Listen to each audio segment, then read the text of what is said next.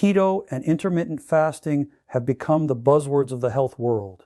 And everywhere you look, people are trying them. Yet, despite all the hype, so many still step on the scale and feel stuck. Frustrated that the fat isn't melting the way they were promised, it feels unfair, you skip meals. You cut the carbs. You do all the right things. And still that stubborn fat hangs on. The truth is, there's one silent hormone standing in the way, and most people don't even realize it. That hormone is insulin. Here's the piece. No one tells you keto and intermittent fasting only unlock fat. Burning when insulin is consistently low, not just for an hour, not just when you skip breakfast, but kept low long enough for your body to switch fuel sources. Without that, your body clings to storage mode, no matter how perfectly you follow the plan. This is why some people fast for days and lose almost nothing. It's why others eat keto meals but still can't get rid of belly fat. The missing link isn't willpower. It isn't stricter dieting, it's insulin.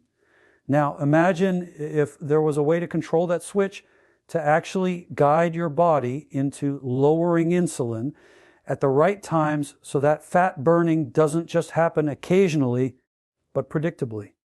This is what I call the number one insulin trick. When you learn how and when to drop insulin, suddenly everything changes. Clothes break, fat loss accelerates, and the foggy cycle of cravings and energy crashes begins to lift. For patients who've struggled for years, this single shift becomes the key that finally unlocks the door. And the best part, it isn't about eating less. It's about working smarter with your biology. The real power lies in knowing how to time it. Keto exploded onto the health scene because it promised something different than the endless cycle of calorie counting and portion control. Instead of obsessing over how much you eat, keto shifted the focus to what you eat, specifically cutting carbohydrates. When carbs disappear from the plate, the body is forced to burn fat for fuel, producing ketones that power the brain and muscles. For many, this sounded like freedom. No more Hunger Games. No more grueling math with every meal. Just a straightforward set of rules. Keep carbs low, eat more fat, and let your body do the work. And at first, people felt it. The brain fog lifted, cravings settled, and the scale began to move. Intermittent fasting rode a similar wave of popularity, promising another natural way to tap into fat burning. By stretching the hours between meals, fasting lowered the frequency of insulin spikes, allowing the body to dip into stored energy instead of constantly relying on incoming fuel. Together, these two strategies look like the perfect storm against weight gain and metabolic problems. But then something strange happened. Despite following the rules, many people plateaued. The initial pounds came off quickly, but then the scale stopped. Fat clung stubbornly to the midsection. Energy swings crept back and frustration replaced the early excitement. It wasn't that keto or fasting had stopped working. It was that people misunderstood the real reason these methods worked in the first place. They focused on the diet rules while ignoring the hormone rules. And the hormone calling the shots is insulin. Insulin is more than just a blood sugar hormone. It's the master switch between storing energy and burning energy. Every time insulin rises, your body gets a clear signal store. Don't burn. That's why you can eat all the right foods or stick to long fasting windows. But if insulin never stays low for long enough, fat burning stalls. Your body never fully crosses into that healing state where it can tap into the reserves you want gone. Instead, you hover in the in-between. Sometimes making progress, sometimes not, always feeling like your effort outweighs your results. Think about how many people proudly track their fasting hours. 16 hours, 18 hours, sometimes even longer. Yet, if the timing of their meals or the composition of their food causes insulin to rise too high right after that fast, much of the benefit is lost. They break the fast, but they never break through to consistent fat burning.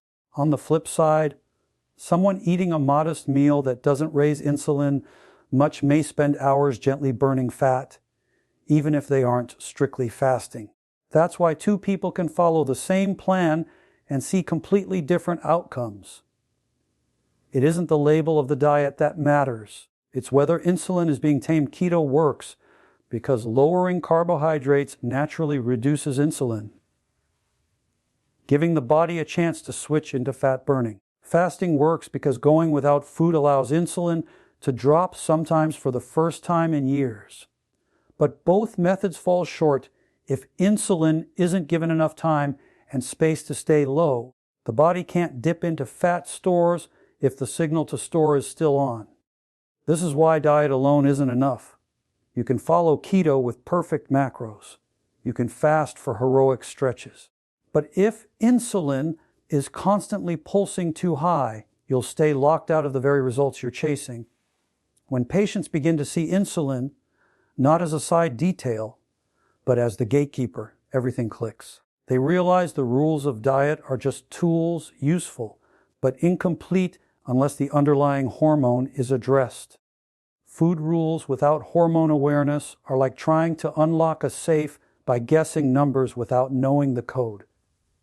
Sometimes you'll get lucky and hit the right combination, but most of the time you're spinning the dial without opening the door. Insulin is the code. Keep it low, keep it steady, and suddenly those same diets become powerful instead of frustrating. Without it, even the most disciplined plan becomes another dead end. Insulin is often described as the blood sugar hormone, but that barely scratches the surface of its power. At its core, insulin is the storage hormone. Every bite of food you eat eventually gets broken down into fuel, glucose, fatty acids, amino acids. Your body then faces a constant choice. Should it burn that energy right now, or should it stash it away for later? Insulin is the one that decides. When insulin rises, it tells your body to tuck energy into storage, mainly inside fat cells. When insulin falls, the door to those fat cells cracks open, allowing energy to be released and burned. In other words, insulin isn't just one hormone among many. It's the traffic light that directs the entire flow of energy in your body. Picture it like this.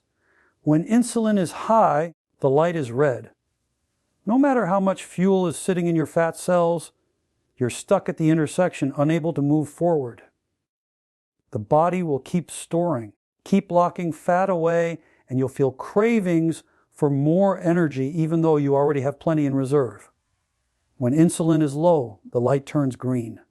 Suddenly, those fat cells open and the stored energy you've been carrying around can finally flow out and fuel your day. Whether you feel sluggish or energized, hungry or satisfied, stuck or moving, it all depends on which color that light is showing. High insulin keeps you parked in storage mode. Low insulin lets you cruise in fat-burning mode. For someone with healthy insulin sensitivity, that traffic light responds smoothly. A meal raises insulin, the body tucks away nutrients, and within a few hours, insulin falls back down, letting fat burning resume. This balance allows for natural shifts between storing and burning without much effort. But for someone with insulin resistance, that light seems broken. Insulin rises higher than it should, stays elevated far longer, and refuses to drop even when no food is coming in. The result is a constant red light, fat locked away, and the frustrating feeling of running out of fuel despite carrying plenty. It's like sitting in a car with a full tank, but the key won't turn in the ignition. You're surrounded by energy, but can't access it. This is why so many people struggle with fatigue, cravings, and stubborn fat. It isn't simply about eating too much or moving too little. It's about being trapped in storage mode. When insulin is elevated all the time, the body never gets the green light to release energy. That's why cutting calories often feels miserable. You're trying to force fat burning while the hormone traffic light is holding you at red. You may even lose some weight at first, but the body fights back with stronger hunger signals because insulin hasn't given permission to tap into fat stores. The body is still screaming for more fuel while you're carrying around thousands of calories. You can't contrast that with the person who learns how to manage insulin. When their levels stay low for long enough, the traffic light turns green, fat cells release energy, and suddenly their own body becomes the fuel source. Hunger eases because energy is flowing. Cravings shrink because the brain is finally being fed. Fat loss accelerates because storage mode has been turned off. The difference isn't just in what they ate or how long they fasted. The difference is that insulin, the gatekeeper, allowed fat burning to happen. The real breakthrough comes when people stop thinking of insulin as a side effect of eating carbs and start seeing it as the central switch for energy control. Yes, carbohydrates raise insulin, but so do frequent meals, constant snacking, even certain food combinations. Managing insulin goes beyond counting grams of carbs. It means learning how to time and balance foods so the body consistently gets that green light. Once insulin is tamed, the same strategies that once felt like a grind, keto, fasting, even simple portion control, suddenly work with far less resistance. You're no longer forcing the body against a red light. You're simply following the signals it was designed to obey. That's when fat loss stops being a battle and starts becoming the natural state. It can be incredibly discouraging to cut the bread, skip the pasta, pass on dessert, and still step on the scale to see no change. You tell yourself you've been doing keto, you've been fasting, yet the stubborn fat doesn't budge. At first, you may see progress. Those first few pounds usually come off quickly, but then everything slows down, sometimes to a complete halt. That's the moment most people start doubting the whole process. They wonder if keto doesn't work for them, or if fasting is just another fad.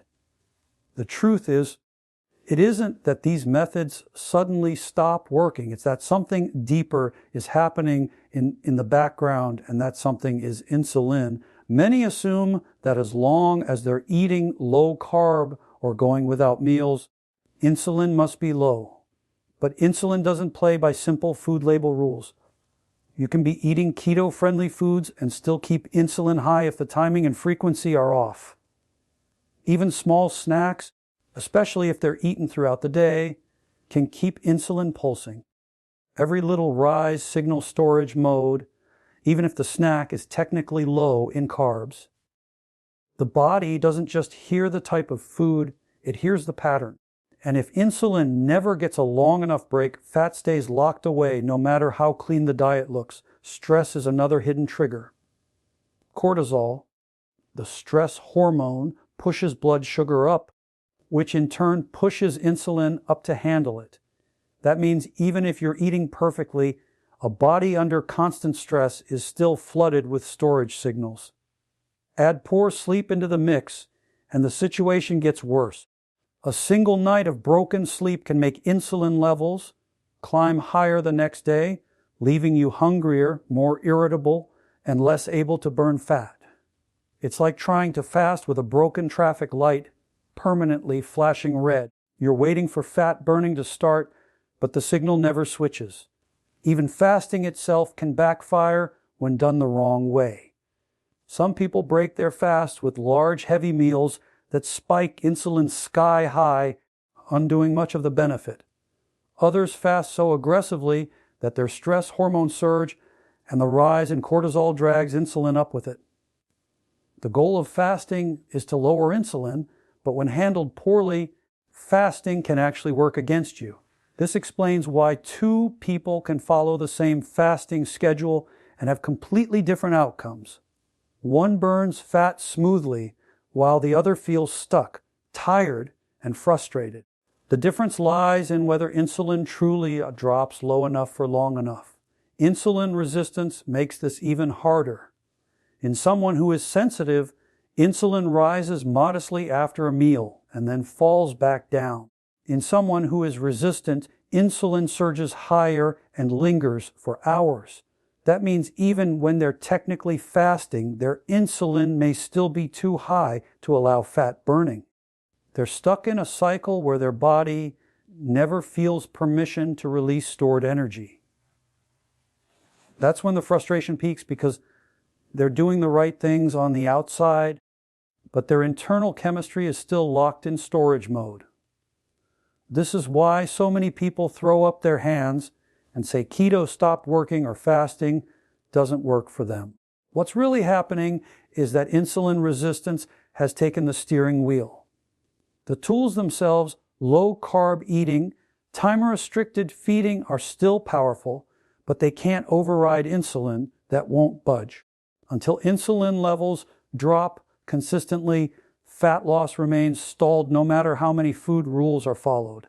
That's why some people can fast 18 hours and see little change, while others glide into fat, burning with the same window. It isn't about the number on the clock or the label on the diet. It's about the hormone. The hidden insulin problem explains why plateaus feel so unfair. It isn't lack of discipline. It isn't laziness. It isn't that your body is broken. It's that the gatekeeper hormone is still holding the door shut. Once people understand this, the discouragement shifts. They stop blaming keto or fasting and start addressing insulin directly. That's when the same strategies that felt like they failed begin to work again. The problem was never the method. It was that insulin never truly gave the green light. The missing piece for most people isn't a new diet, a stricter plan, or more willpower. It's learning how and when to lower insulin so the body finally gets permission to burn fat. That's the number one insulin trick. Instead of obsessing over every bite or every calorie, the real accelerator comes from creating consistent windows of low insulin where fat burning can actually take place.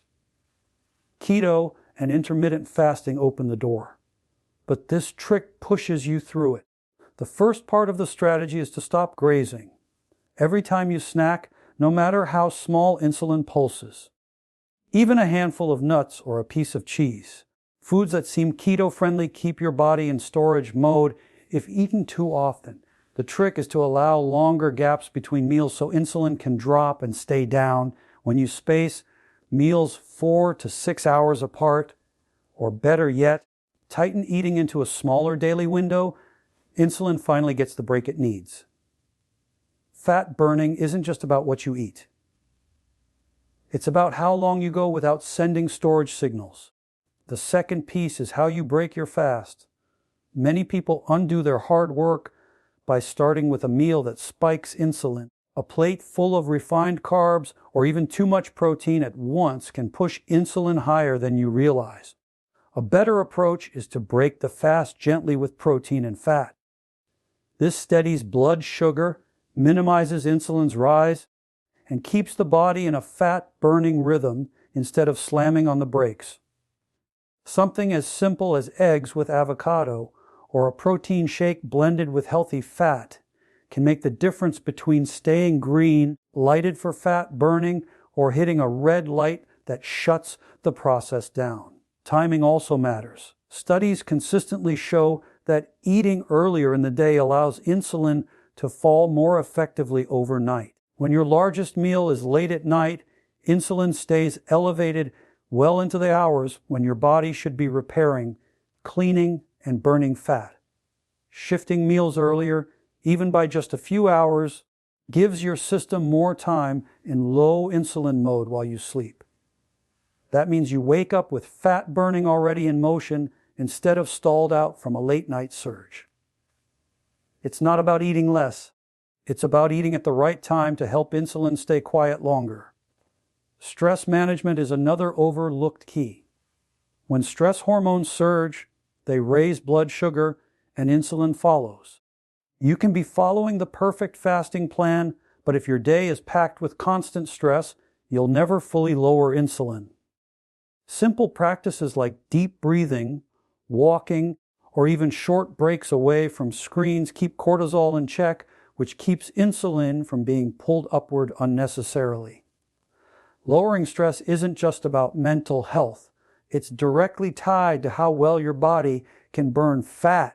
This insulin trick works because it combines all the small levers that most people ignore. It isn't enough to cut carbs or skip meals. If you're still eating every few hours, spiking insulin with poor food choices, eating late into the night, or letting stress undo your progress.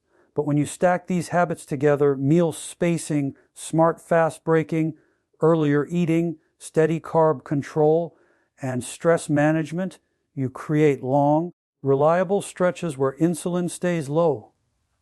Those stretches are when the real fat burning happens, not in the fleeting moments between snacks or during a short fast broken poorly.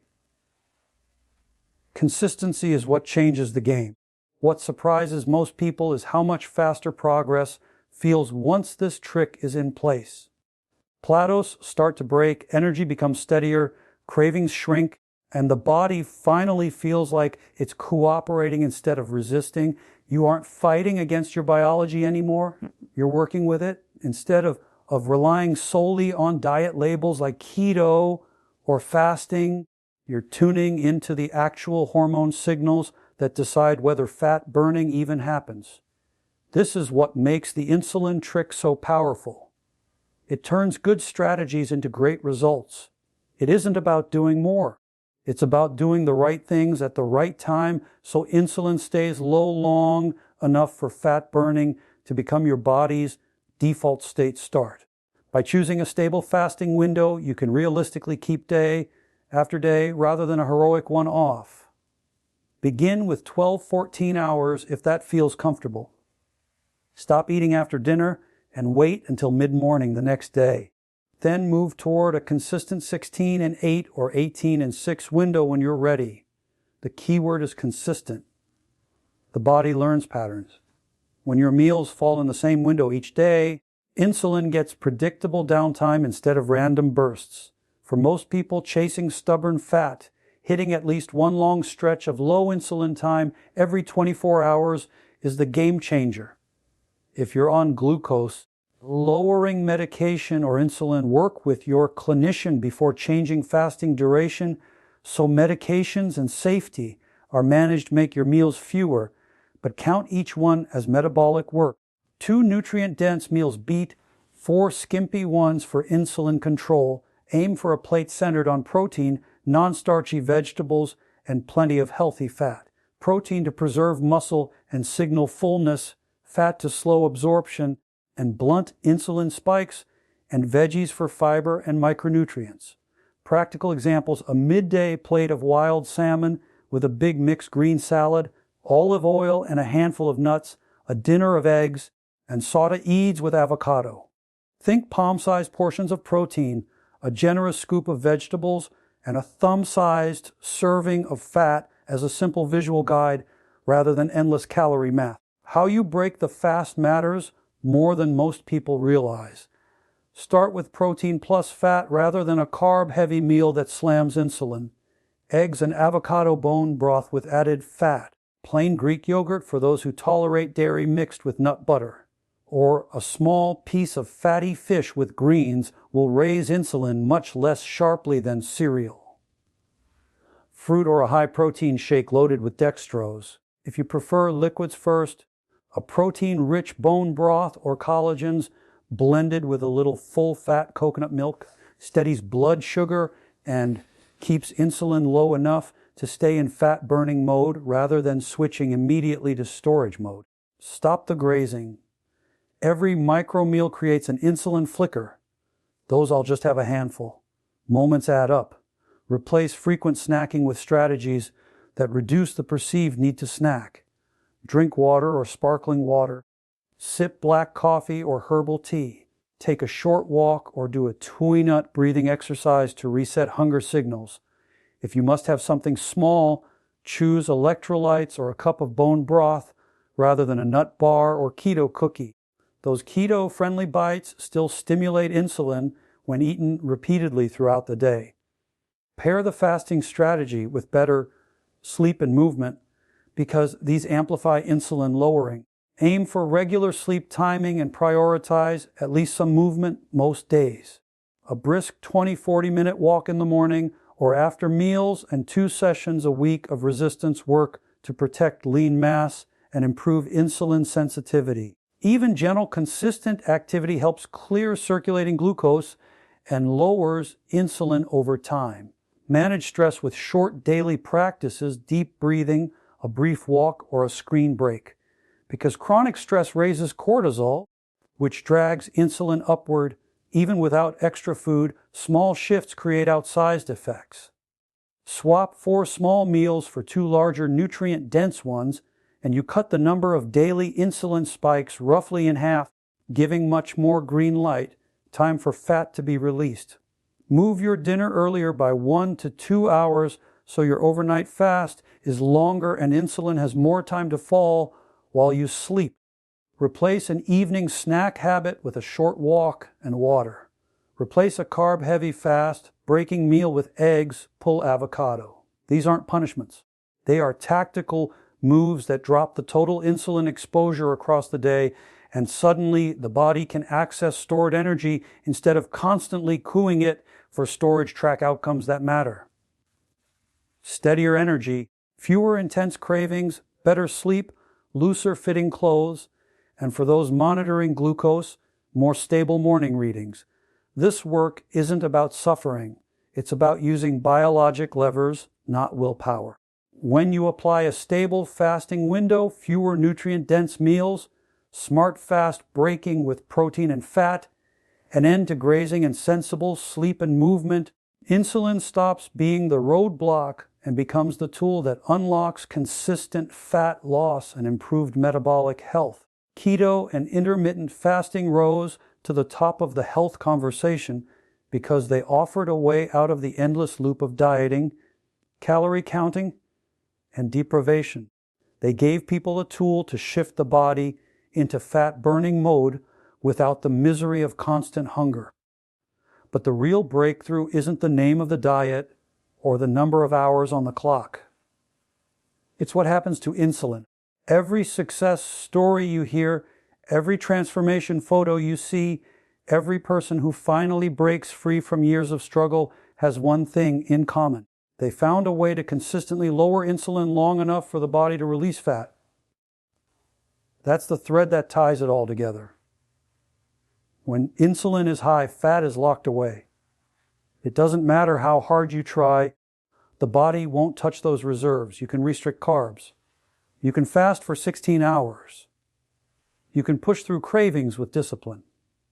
But if insulin never truly comes down, you're stuck in storage mode.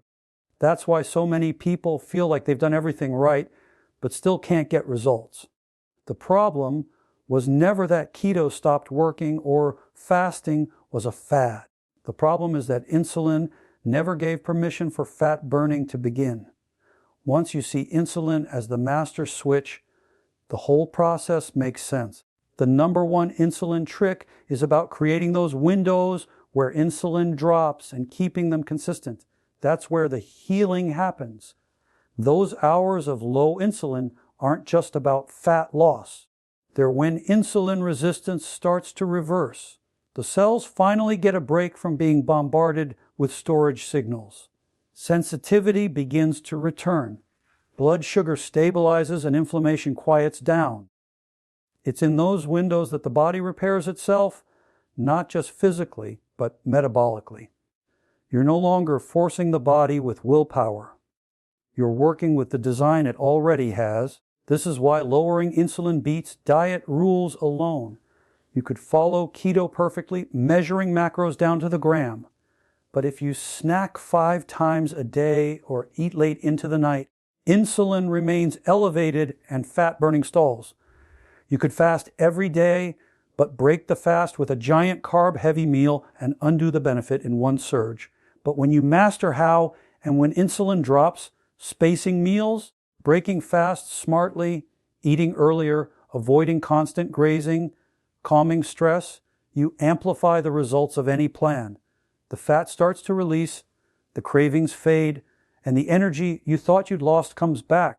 This isn't magic, it's biology working the way it was designed. The long-term win isn't just about seeing the scale move. It's about building a metabolism that works for you instead of against you. It's about lowering the risk of diabetes, heart disease, and the cascade of health problems tied to chronically high insulin. It's about moving from being dependent on external rules. Don't eat this. Eat at this time. Count these numbers to being guided by your body's own signals. When you focus on insulin, you aren't trapped by diet fads. You're using the universal lever that applies to every person, every metabolism, every stage of life. That's what makes it sustainable. The encouragement I give every patient is this: you don't have to get it perfect. You just have to start creating space for insulin to fall. Choose one window each day where you stop eating earlier. Break your fast with protein and fat instead of carbs. Drop the snacks and give your body room to breathe.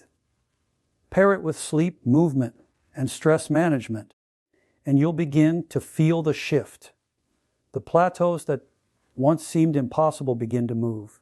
The stubborn fat begins to release, and for the first time, you feel like you're in partnership with your body instead of fighting it. The path forward isn't about stricter diets or punishing yourself with deprivation. It's about mastering the rhythm of insulin, because once you do, keto becomes easier, fasting becomes more effective, and fat loss stops being a mystery. This is the lever that unlocks stubborn weight, repairs resistance, and restores health. Use insulin as your guide. Begin applying the trick today. Give your body those windows of low insulin and watch it do exactly what it was designed to do: burn fat, heal, and finally set you free from the cycle of struggle.